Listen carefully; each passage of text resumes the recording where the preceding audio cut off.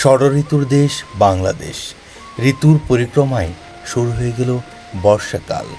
আকাশ যেন ঘন কালো মেঘে ছেয়ে যাচ্ছিল।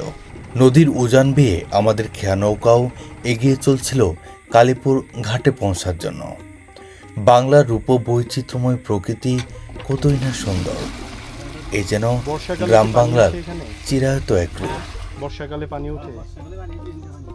গরুর পাল ঘাস খেয়ে নিচ্ছে সবুজে বিস্তীর্ণ মাঠে। উপরে হালকা ঘন কালো মেঘে ছেয়ে যাচ্ছে আকাশ। বর্ষা আসতে না আসতেই নদীর চারদিকে কানায় কানায় পানিতে পরিপূর্ণ হয়ে যাচ্ছে। আসতে শুরু করেছে নতুন পানি।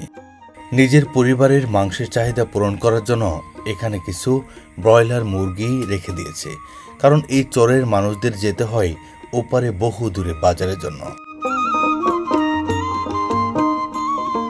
খরস্রোতা যমুনা এখন অনেকটাই শান্ত। দুঃখ, কষ্ট, হতাশা যেন চোরের মানুষদের লেগেই থাকে।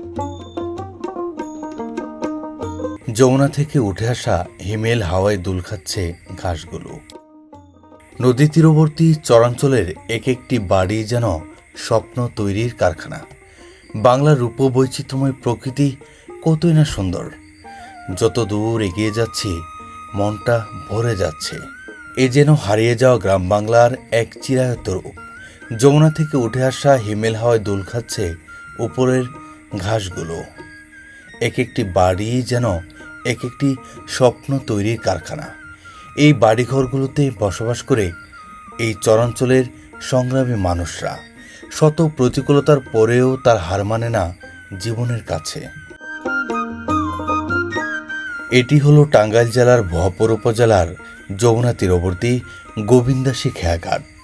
এই ঘাট থেকেই আমরা যাব ওপারের চর কালীপুর। সময় মতো আমাদের খেয়া নৌকাও ছেড়ে দিয়েছে। নৌকায় আমাদের সহযাত্রী হিসেবে ছিল চর কালীপুর সহ পার্শ্ববর্তী চরের সাধারণ মানুষরা। যমুনা এখন অনেকটাই শান্ত। মাত্র বর্ষা শুরু, তবে হ্যাঁ, নতুন পানির আগমনও শুরু হয়ে গেছে। গত কয়েকদিন আগেও এতটা পানি ছিল না যমুনা নদীতে, কিন্তু অল্প কয়েকদিনের ব্যবধানে যমুনা এখন প্রায় কানায় কানায় পানিতে পরিপূর্ণ হয়ে গেছে। দীর্ঘ যাত্রা শেষে আমরা পৌঁছে গেলাম চর কালীপুরের খেয়াঘাটের একদম কাছে। এখন আমাদের নেমে যাওয়ার পালা।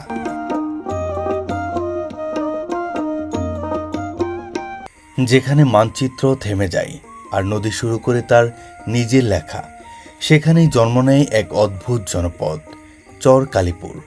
যমুনা নদী এর উত্তাল বুকের উপর ভেসে থাকা এই চর মাটি নয়, এ যেন এক অনিশ্চিত জীবনরেখা। আজ আছে কাল নেই, তবুও মানুষ এখানে থেমে যায় না। ভোরের আলো যখন নদীর জলে কাঁপে, তখন কুয়াশার ভেতর থেকে ভেসে আসে নৌকার শব্দ, আর সেই শব্দের সাথে জেগে ওঠে এক সংগ্রামী জনপদ। এখানকার মানুষের ঘরবাড়ি স্থায়ী নয়, সন, কাশ্যে কিংবা বাঁশ দিয়ে ছোট্ট আশ্রয় তৈরি করা, যেন বাতাসের সাথে চুক্তি করে টিকে থাকা কিছু স্বপ্ন। কিন্তু বর্ষা এলে যমুনা নদী আর নদী থাকে না, সে হয়ে ওঠে এক উন্মত্ত স্রোত। যে স্রোত গ্রাস করে নেয় ঘর বাড়ি, উঠোন, এমনকি স্মৃতিও, বৃদ্ধ বাবা মার কবরস্থানটাও। তবুও মানুষরা হার মানে না। তারা আবার মাটির খুঁজে, আবার ঘর বাঁধে, আবার স্বপ্ন গাঁথে নদীর বুকে। এটি হচ্ছে তাদের গোয়াল ঘর। আর এই পাশে থাকা যায়। ও কাকে এই পাশে খাইতেছেন দুপুরে? আপনাদের কি এই পাশে বাড়ি নাকি ও পাশে, মানে কোনো এদিকে বাবার বাড়ি করে থাকেন?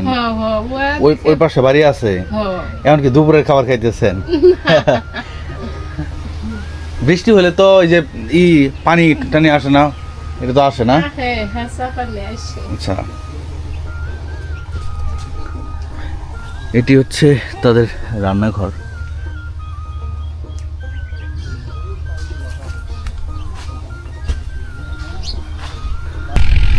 এগুলি গরুর জন্য ঘাস নিয়ে যাইতেছেন বাড়ি দিকে?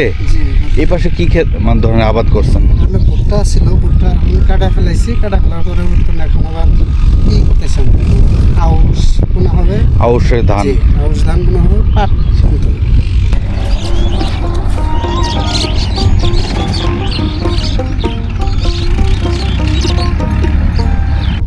চরাঞ্চলের মানুষরা কতটা পরিশ্রমী যদি দেখানোর চেষ্টা করি, এটি হচ্ছে তাদের একটি থাকার ঘর, ওটিও আর একটি থাকার ঘর, কিন্তু উঠোন কিংবা বাইরেক বলে যেটাতে পুরোটাই কিন্তু তারা একদম চাষ দিয়ে রেখেছে। কারণ হচ্ছে বিন্দু পরিমাণ জায়গা জমিও যেন অনাবাদি না থাকে, সেজন্য তারা একদম এগুলো চাষ দিয়ে রেখেছে। যে কোনো একটা হয়তো এখন আমন ধানের চাষ করা হবে, সেই জন্য তারা চাষ দিয়ে একদম ক্ষেত প্রস্তুত করে নিচ্ছে।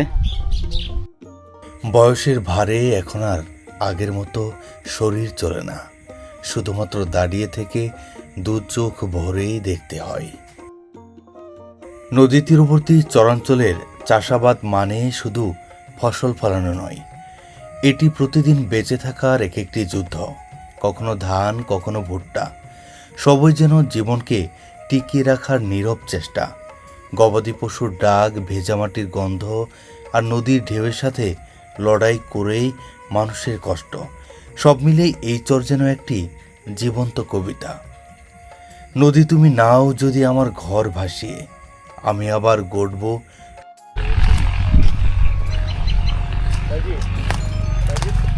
বাড়ি ঘরগুলো দেখে মনে হবে যে কত বছর ধরে হয়তোবা এই জায়গাতে কোনো মানুষজনের পদচারণা নেই।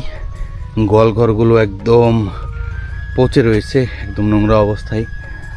বাড়িঘরগুলোতে সেভাবে কোনো মানুষের দেখা নেই, কারণ এখানে বেশিরভাগ মানুষগুলো ভাওয়ার বাড়ি করে থাকে, তাদের প্রয়োজনে এখানে থাকে আবাদ মৌসুমের জন্য, তারপর আবার তারা চলে যায় ওই পারে। এখানেও একটা সময় হয়তো বা থাকার জায়গা ছিল, চকিয়ে রয়েছে, নিত্য প্রয়োজনীয় কিছু জিনিস রয়েছে। এখানে একটি সেলো মেশিন রয়েছে, খেতে পানি দেওয়ার জন্য পাইপের মেশিন রয়েছে, সব কিছু রয়েছে, কিন্তু একদম ভোর দুপুরবেলা কোনো মানুষের দেখা নেই। কারণ এই চরে বেশিরভাগ মানুষগুলো আসে নদীর ওপার থেকে এখানে ভাওয়ার বাড়ি কিংবা গোলবাড়ি করে থাকার জন্য। তাদের গবাদি পশু এবং আবাদ মৌসুমের কাজের জন্য বছরে 6 মাস তারা এই চরে অবস্থান করে, আবার 6 মাস থাকে ওই পাশের চরে। কতটা সাদামাটা যদি দেখাই, একদম জরাজীর্ণ অবস্থায় পড়ে রয়েছে গোয়াল ঘরটি, কোনো গবাদি পশু নেই। তবে চরাঞ্চলের সব বাড়িগুলোর অবস্থান কিন্তু এক নয়। বেশিরভাগ বাড়িগুলোতে গেলে মানুষের দেখা মিলে, আবার বেশিরভাগ বাড়িঘরগুলোতে গেলে মানুষের দেখা মেলে না। দাখিল মাদ্রাসায়, তোমার দাখিল মাদ্রাসার নাম কি? চরচন্দ্রনী দাখিল মাদ্রাসা। আচ্ছা আচ্ছা, এটা কি তোমাদের ঘর? হ্যাঁ। এটাতে এখন কি মানুষজন নাই কেউ? না, মানে দুপুরের বেলায় এই জন্য মানে মাঠে কাজ করতেছে, তাই না? হ্যাঁ। এখন ভর দুপুর বেলা, সেজন্যই মাঠে কাজের জন্য বেরিয়ে পড়েছে এই বসত ভিটার যিনি মালিক। এখানে যদি দেখায়, এটি হচ্ছে গোয়াল ঘর, এখানে তাদের গবাদি পশু রাখার জায়গা। তাহলে সুজন, তোমার আব্বু কি করেন? কৃষিকাজ। হ্যাঁ। তোমাদের এখানে তো আসছিলাম এর আগে একবার, তুমি দেখছিলা কি না? দেখছি। হ্যাঁ, মনে আছে? আরও প্রায় 7-8 মাস আগে। চল দেখি তোমাদের বাড়ি থেকে যাই। তা তুমি আগে যাও। এটি হচ্ছে সুজনদের বাড়ি।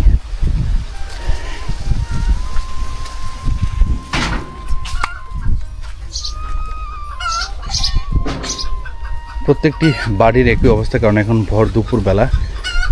বাড়ির যারা আছেন তারা তাদের নিত্য প্রয়োজনীয় কাজের জন্য বাইরে কিংবা কেউ মাঠে, আবার কেউ বা নিজেদের আবাদ মৌসুমের কাজের জন্য বাইরে অবস্থান করছেন। এটা কি সেটা কি মুরগি হ্যাঁ। নাকি মুরগি। দেশি জাতীয়? না, ব্রয়লার। ও, ব্রয়লার এখানে রাখছো? এই তো বেরোয় যাবে, বেরোয় যাবে। দেখো, এটা হচ্ছে ব্রয়লার মুরগি রেখে দিয়েছে।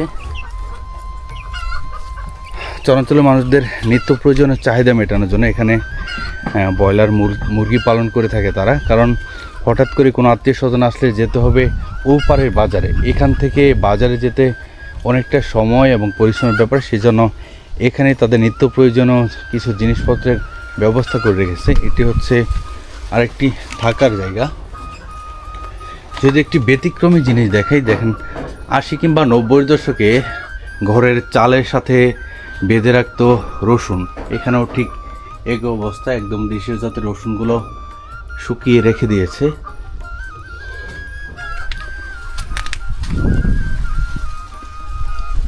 বর্ষা আসার আগেই এই জনপদের মানুষগুলো খুব দ্রুত সময়ের মধ্যে চলে যাচ্ছে নদীর ওই পারে, অর্থাৎ নিরাপদ কোনো এক জায়গায়।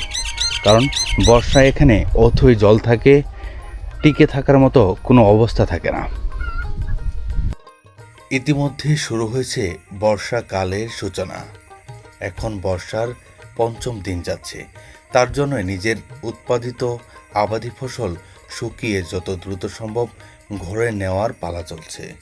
এটি হচ্ছে সুজনদের ঘরের ভেতর অবস্থান। সুজন, তোমাদের কি ওই পারে কি আছে, বাড়ি আছে একটা? আচ্ছা, তার মানে এটা তোমাদের বাবার বাড়ি।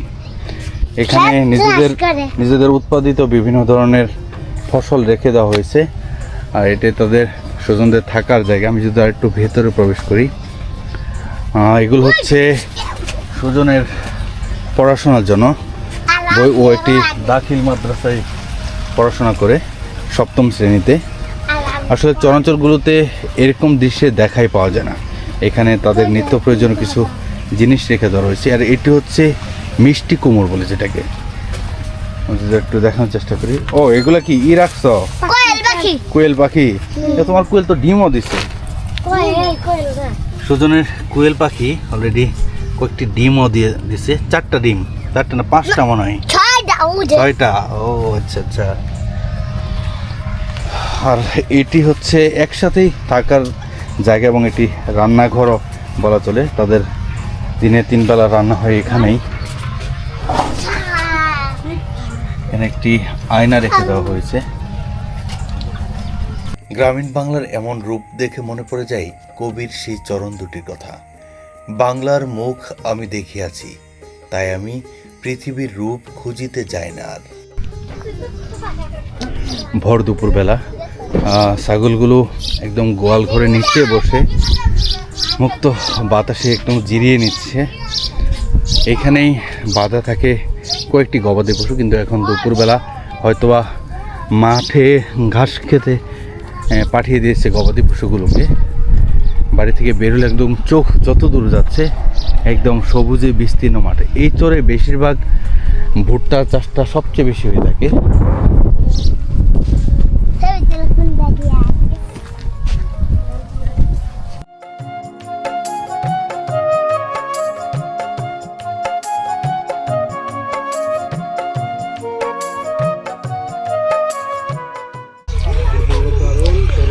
এটি হচ্ছে এই জনপদের একটি গেরস্থ বাড়ি। এখানে একটি সেলো মেশিন রাখা রয়েছে। ঘরের পাশেই পেঁপে গাছ। এটি তাদের থাকার ঘর। ঘরের ভেতর ওই পাশে হচ্ছে নিজেদের গবাদি পশু রাখার জায়গা, আর এই পাশে হচ্ছে নিজেদের থাকার জায়গা, অর্থাৎ সহাবস্থান যেটাকে বলে। আর উপরে যদি দেখে, উপরে রাখা রয়েছে রসুন। আসলে একটা সময় 80 কিংবা 90 দশকে গ্রামের সাধারণ মানুষরা তাদের নিজেদের উৎপাদিত রসুন কিন্তু এইভাবেই ধন্না বা আড়ের সাথে ঝুলিয়ে রাখতো, যেটা এই চরে এসে দেখতে পেলাম। বাড়ির পাশেই কলা গাছ লাগানো রয়েছে, কারণ হঠাৎ করে যদি বেশি মাত্রায় বন্যা চলে আসে তখন এই কলা গাছ এগুলো কেটে ভুইরা বা ভেলা তৈরি করে তারা তাদের নিরাপদ একটি জায়গায় চলে যায়।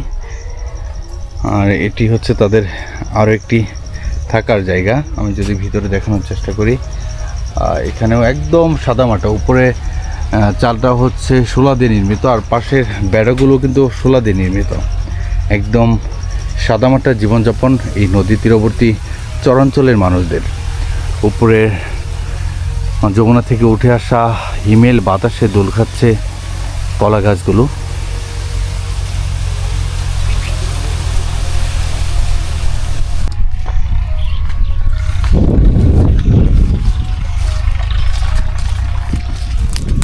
এটারে কি গোসল দেওয়া হইতেছেন না? নদীতে দেওয়ান না? নদী তো নাই এমন আশেপাশে নদী নেই আপনার এখান থেকে তো অনেক দূরে। মেলা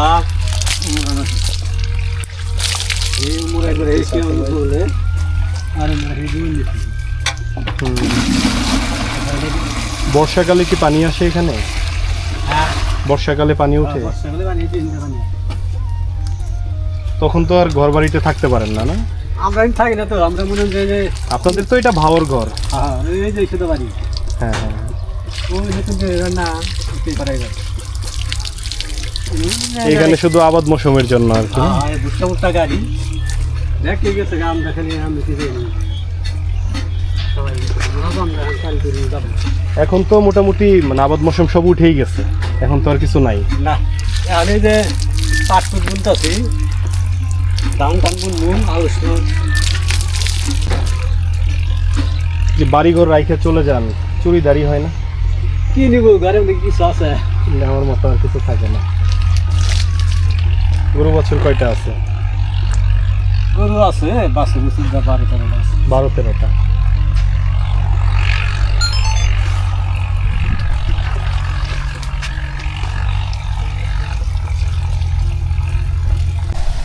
এখন দুপুরবেলা, সেজন্য বেশিরভাগ বাড়িঘরগুলোতে গেলে মানুষকে দেখা মিলবে না, কারণ তারা তাদের নিত্য প্রয়োজনীয় কাজ কিংবা ক্ষেত খামারের কাজের জন্য তারা মাঠে চলে গেছে। আবার কেউ বা নিজেদের গবাদি পশুকে ঘাস খাওয়ানোর জন্য মাঠে চলে গিয়েছে।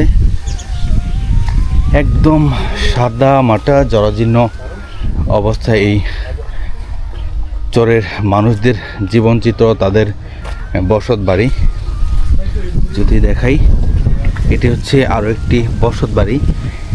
দেখে মনে হবে যে কত বছর ধরে হয়তোবা এখানে মানুষের যাওয়া আসা নেই, কিন্তু আসলে তা নয়। এখানে সবাই থাকে। চরাঞ্চলগুলোতে বেশিরভাগ তারা বাহর বাড়ি করে থাকে। এটি হচ্ছে আরও একটি ঘর। আমি যদি দেখানোর চেষ্টা করি, এখানেও রাখা রয়েছে তাদের কিছু লাকড়ি রয়েছে ভুট্টার, আর উপরে কলা গাছে অলরেডি কলা ধরে আছে। বেশ কয়েকটি কলার চড়ি চলে এসেছে।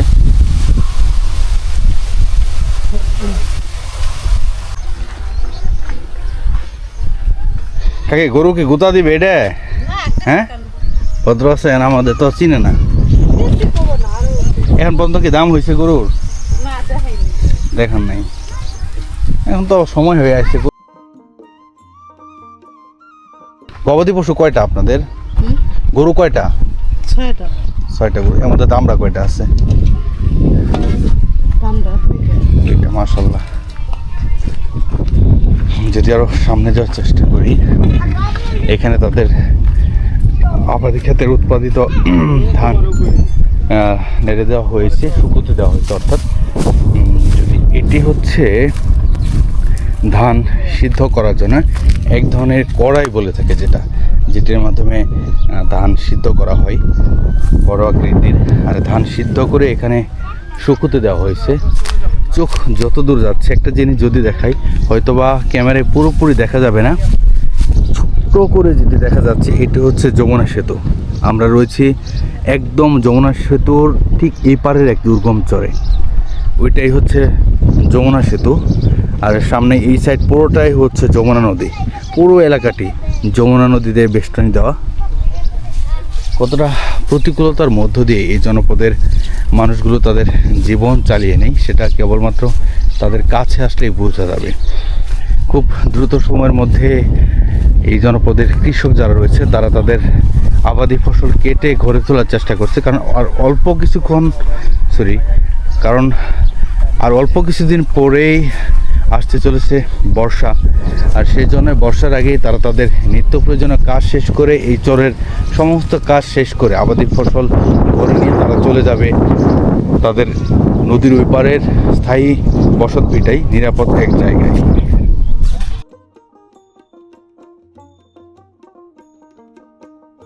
বেলা ফোরানোর আগেই আমরা চলে যাব নদীর ওপারের গোবিন্দাসী খেয়াঘাটে, আর তার জন্যই আমরা খেয়া নৌকায় উঠে পড়লাম।